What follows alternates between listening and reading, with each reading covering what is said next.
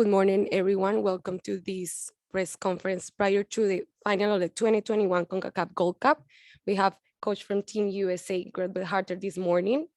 Para todos los medios que quieren escuchar esta conferencia de prensa en español, ofrecemos traducción simultánea. Pueden escoger la opción en el botón de interpretación. So now we'll open the floor for questions. We'll start with Stephen Goff. Hey, Greg. Obviously you've spoken at great length over the past couple of years about this rivalry, and it seemed as if the volume was really turned up 2 months ago in Nations League. Where do you think things stand now between the two teams heading into this big game, especially considering the backdrop and setting? It is what it is. Nothing's changed. These are fantastic games. It's always a great game when we meet Mexico, and to do it in finals makes it even more special. We're preparing the guys for a very difficult game, a very combative game. The only thing that I think is worth mentioning is we want it to be a physical game. We want it to be a tough, contested game, same way as Mexico, right? They want the same thing, but we also want it to be fair. And, that's the referee's role in this game, is to manage the game in a fair way. I've seen numerous times when the players from Mexico are grabbing players' necks and the facial areas, and that has no place in the game. We can't have that in the game. We want our guys to battle. We want both teams to battle. We want it to be physical, but that has no place in the game. When I saw the semifinal, I didn't think the referee did a good job of managing that at all. And they need to get ahead of that. There can't be any hands to the neck or to the face. Ryan Strauss. Hey, Greg. How often during the tournament have you leaned toward prioritizing getting a look at a certain player or certain partnerships, or testing a certain player in a certain environment in a way that you may not have necessarily have done if your only focus was on winning that specific game that day, like your life depended on winning that game? And I'm curious, if it has been something you've been doing, does that philosophy change for the final?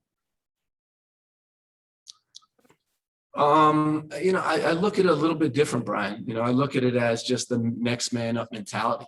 And the group has been fantastic. The group has given us that confidence, given us, their trust, because it's about a guy coming on the field and doing the best for the team. And when he can't do it anymore, another guy comes in and does the same thing. Our substitutes have played a fantastic role in this tournament, but so have the starters. And, we've been focused on getting better game to game, understanding the load that this tournament has, the physical load that it has on the players, mixing up, rotating. We made 7 changes after the first game. From the quarterfinal, semifinal, we didn't make any changes, and the substitutes played a huge factor in both of the games. So for us, it's just, the overall goal, the overarching goal has always been to win the Gold Cup. We've been consistent in saying that. And the way we've chosen to do it is by, pulling from the whole roster. And we think that's the way to do it. And, it will probably continue throughout the final, or will continue in the final as well. Paul Tenorio. Thanks so much. Greg, as you mentioned, I know the goal has always been to win, to get to the final, to win the Gold Cup. But considering the relative youth of this roster, the relative inexperience, do you feel like they've exceeded expectations in getting to this point, and their ability to manage some games where things aren't going well, but they still find a way to win and advance? Thank you. I think, the only thing that has exceeded our expectations has been the mentality of the group. You never know exactly how the group is going to come together when you name the roster. And, I've been absolutely amazed at the cohesiveness of this group, and, how players are responding to challenges, and how the team is so focused on our goals. A good example would be, the Canada game. There could be, we were so determined that we wanted to win the group and we wanted to achieve that milestone objective, that the guys grinded and gave every single thing they had in that game. We had some guys that were sick in the game and weren't up to physical standards, but just grinded throughout the whole game. The quarterfinals and semifinals, how the impact of substitutes and how everyone's behind each other. So from that standpoint, I've been really impressed with the mentality of the group and the cohesiveness of this team. Daniel Nora. Hi, Greg. I want to ask you, which one is the biggest reason that makes you believe that you can beat Mexico tomorrow in the final? Well, I think first of all, it's a game of 11v11, right? And, we know anytime we step on the field, we have a chance to win the game. And second thing is, we're preparing. The whole group is preparing physically, mentally, tactically, for how we can beat them. We know they're a good opponent. We know they're a difficult opponent, but we'll be ready to play. We know that the finals, one thing that we've learned from the course of playing the finals is it comes down to very small differences. Many times finals come down to set pieces or a small thing in the game that makes a big difference. And we have to be prepared in every single play. Sergio Venegas. Thank you very much, Coach. This is Sergio Venegas, live from Mexico City for Deportes.com. A year ago, I asked you in the Soldier Field what was difference and increased the rivalry. I don't know if you remember that. And now you just defeat Mexico in the CONCACAF Nations League, and this could be the rematch, and you see the game against Canada. So, the weakest part from Mexico is the defense, so you're going to attack because your players are so fast, and I wish you the best luck for tomorrow. Thank you. We're not necessarily targeting their defense and saying that's the weakest part of their team. We know they have a strong team. In terms of the Nations League win, we don't even remember that anymore. It's only about the game tomorrow. It's going to be a new game, new context, some new players, and our focus is on winning the game. We know it's going to be a very difficult game. We know Mexico has a good team, but we're prepared. Jeffrey Carlisle. Thank you. Hey, Greg.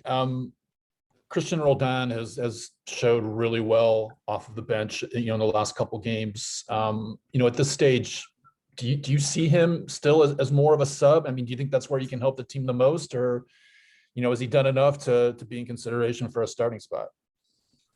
I could gather any of those scenarios.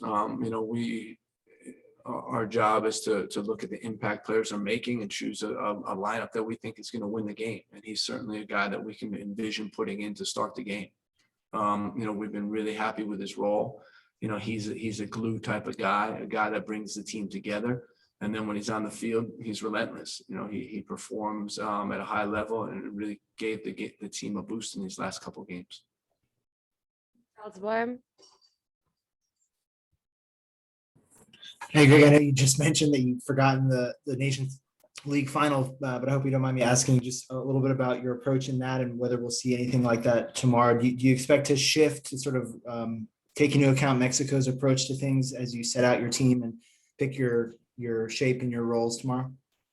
Well, I think it's no different than what the Mexican coach is doing, what Tata is going to do. He's going to think about scenarios of when we can hurt them and when they can hurt us, and think of how to adapt when we're on to what he's doing, and that's the game.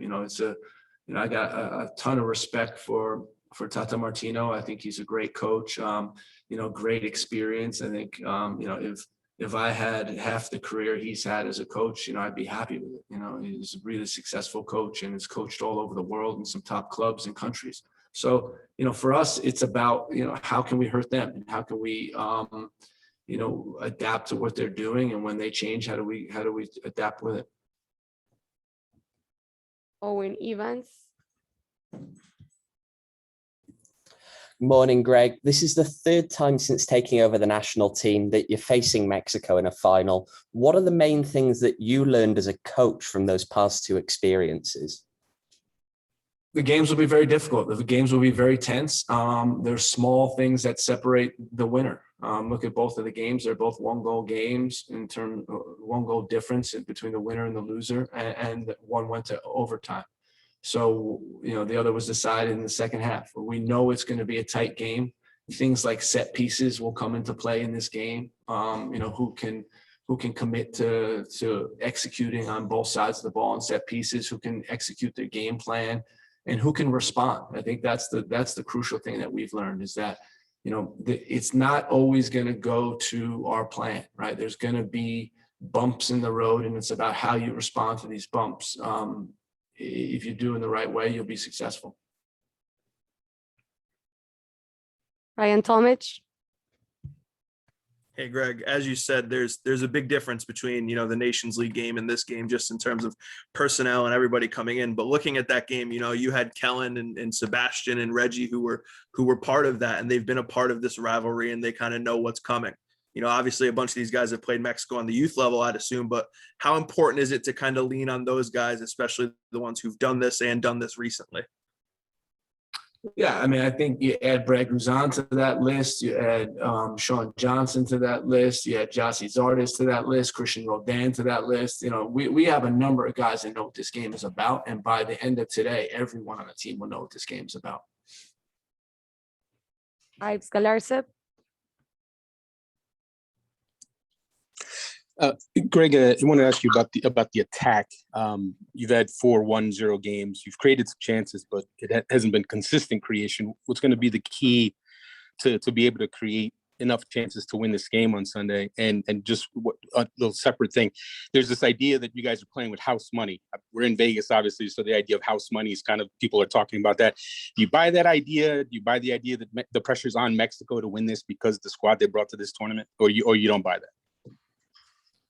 I don't give much credit to that school of thought. I think it's a disservice to our guys. I think it's a disservice to our team. The guys want to win this game, and we're going to do everything we can to win this game. And if we don't win this game, I can guarantee you we're going to be bitterly disappointed. And we've been together now for 4 weeks. And, the guys have grown so close together, and there'd be nothing better than to win this title.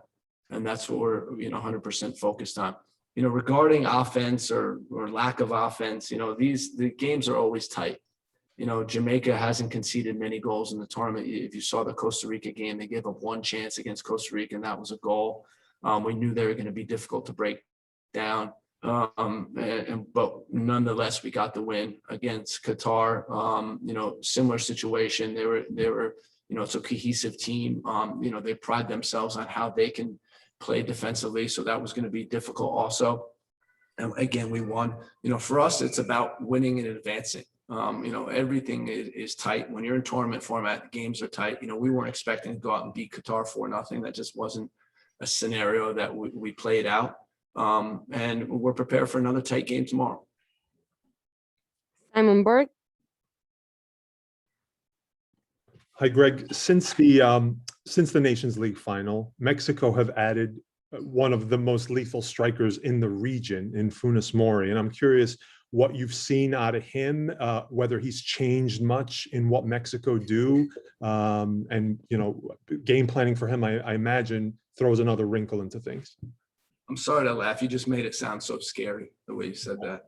No, listen, I said already he was one of the best players in the tournament. Really like the player, really like what type of striker he is, lethal in the penalty box, as you mentioned, and he's a handful. And for us, it's going to be a challenge. We have young center backs, and, no matter who plays, we have young center backs, and we're going to have to make it difficult for him. Excellent player. History of scoring, typical number 9 type of player.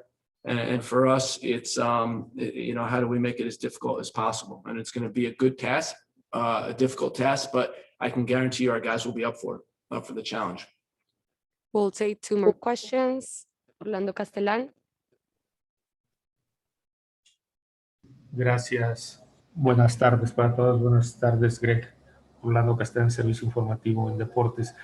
Bien lo mencionabas en una respuesta que decías que mañana el arbitraje no influya mucho en en el transcurrir del partido. Es una de las partes que te tiene más preocupadas de que el arbitraje se cargue un poco hacia el equipo mexicano, y si los dos equipos llegan en las mismas circunstancias presionados por ganar este torneo, más allá que ustedes están en casa y ellos están de visitante, pero el público puede también el día de mañana puede estar muy dividido en este estadio de Las Vegas. Gracias.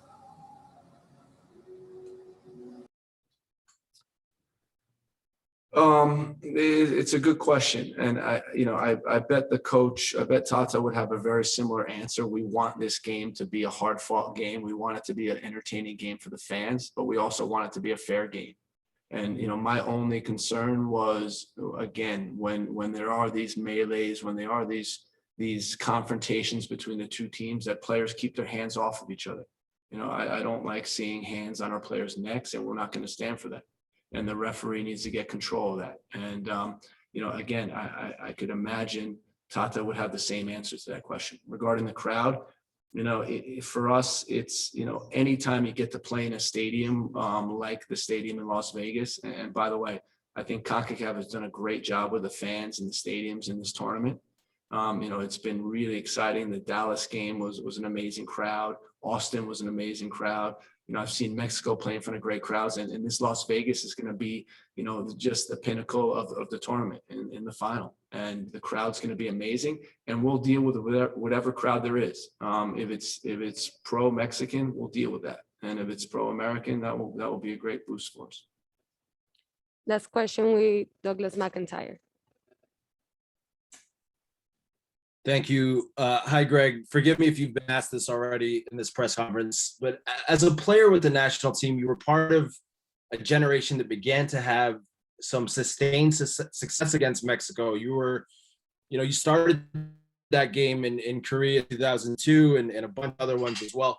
And in the 2010s, let's say, things started to swing back and Mexico started to dominate the series again. What to you as the coach of the team to have your team be the one that starts to flip things back? You've already beaten Mexico in a final summer. What needs you to sort of turn the narrative around again?